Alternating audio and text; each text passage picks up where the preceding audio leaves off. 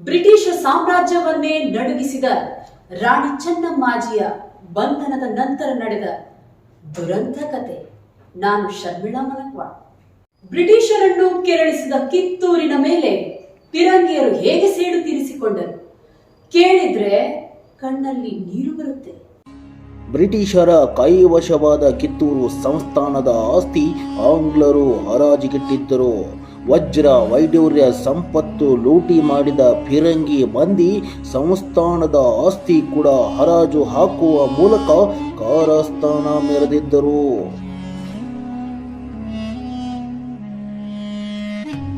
ರಾಜ್ಯದಿಂದ ಬ್ರಿಟಿಷರ ವಿರುದ್ಧ ಹೋರಾಟ ಮಾಡಿ ಮೆಟ್ಟಿ ನಿಂತ ವೀರ ಮಾತೆಯ ಬಂಧನದ ನಂತರ ಬ್ರಿಟಿಷ್ ಸರ್ಕಾರವನ್ನು ಎದುರು ಹಾಕಿಕೊಂಡರೆ ಏನಾಗುತ್ತೆ? ಉಳಿದ ರಾಜ್ಯ ಮನೆತನಗಳಿಗೆ ಜನರಿಗೆ ಭಯ ಹುಟ್ಟಿಸಲು ಘೋರ ಶಿಕ್ಷೆ ನೀಡುತ್ತಿದ್ದರು. ಅದೇ ರೀತಿ ಸಂಸ್ಥಾನದ ಚಿರಾಸ್ತಿ ಮತ್ತು ಅವಶೇಷಗಳು ಹರಾಜು ಮಾಡಿದರು.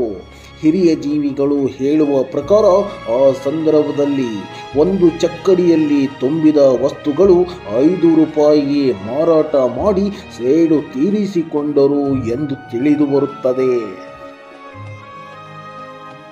ಹರಾಜಿನಲ್ಲಿ ಪಡೆದಿದ್ದ ಕೆಲ ವಸ್ತುಗಳು ಇಂದಿಗೂ ಇವೆ. ಅದರಲ್ಲಿ ಸುಂದರ ಕೆತ್ತನೆಯ ಕಂಬಗಳು ಹುಬ್ಬಳ್ಳಿಯ 3000 ಮಠದಲ್ಲಿ ಇರುವುದು ಕಾಣಬಹುದು.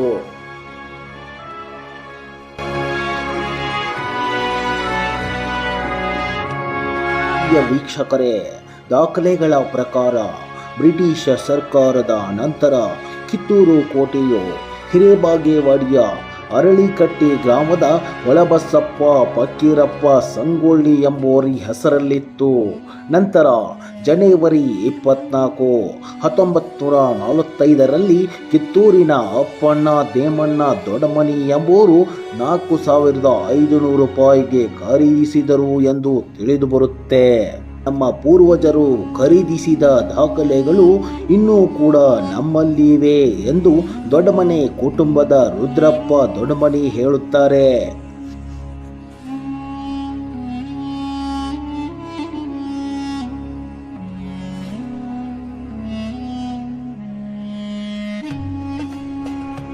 'ಒಳಬಸಪ್ಪ ಫಕೀರಪ್ಪ ಸಂಗೊಳ್ಳಿ ಆ ಸಮಯದಲ್ಲಿ ಬೆಂಚ್ ಮ್ಯಾಜಿಸ್ಟರ್ ಆಗಿ ಕೆಲಸ ನಿರ್ವಹಿಸುತ್ತಿದ್ದರು. ಅವರಿಗೆ ಬ್ರಿಟಿಷರು ಹೋಗುವಾಗ ಕೋಟೆ ಬಾಕ್ಷೀಸ್ ನೀಡಿದರು ಎಂದು ಅವರ ಕುಟುಂಬಸ್ಥರು ಹೇಳುತ್ತಾರೆ.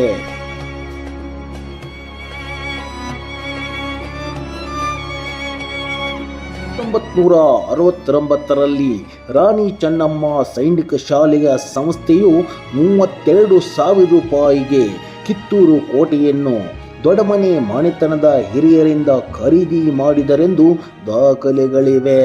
ಈಗಿರುವ ಕಿತ್ತೂರು ಕೋಟೆಯಲ್ಲಿಯ ವಸ್ತು ಸಂಗ್ರಹಾಲಯ ಕೂಡ ರಾಣಿ ಚೆನ್ನಮ್ಮ ಸೈನಿಕ ಶಾಲೆಯ ಸಂಸ್ಥೆಯು ನಿರ್ಮಿಸಿದ್ದು ಎಂದು ತಿಳಿದು ಬರುತ್ತೆ.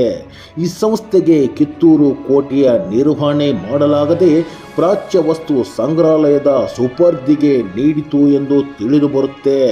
ಸಂಸ್ಥಾನದ ಇದೊಂದು ಆಸ್ತಿ ಬಿಟ್ಟು ಕೋಟೆಯ ಸುತ್ತ ಖಾಸಗಿ ಮಾಲೀಕರ ವಾರಸುದಾರರೇ ಇದ್ದಾರೆ. ಸ್ವಾತಂತ್ರ್ಯದ ಕಿಡಿ ಹೊತ್ತಿಸಿದ ಕಿತ್ತೂರು ನಾಡಿಗೆ ಜನಪ್ರತಿನಿಧಿಗಳು, ಅಧಿಕಾರಿಗಳು ಅಭಿವೃದ್ಧಿಗೆ ಮುಂದಾಗಬೇಕಾಗಿದೆ. ವೀರಮಾತೆಯ ಇತಿಹಾಸ ಯುವ ಪೀಳಿಗೆಗೆ ತಿಳಿಸುವುದು ನಮ್ಮೆಲ್ಲರ ಕರ್ತವ್ಯವಾಗಿದೆ. ಇದು ನಿಮ್ಮ ಸ್ಟಾರ್ ನ್ಯೂಸ್ ಕಿತ್ತೂರು ಕರ್ನಾಟಕ.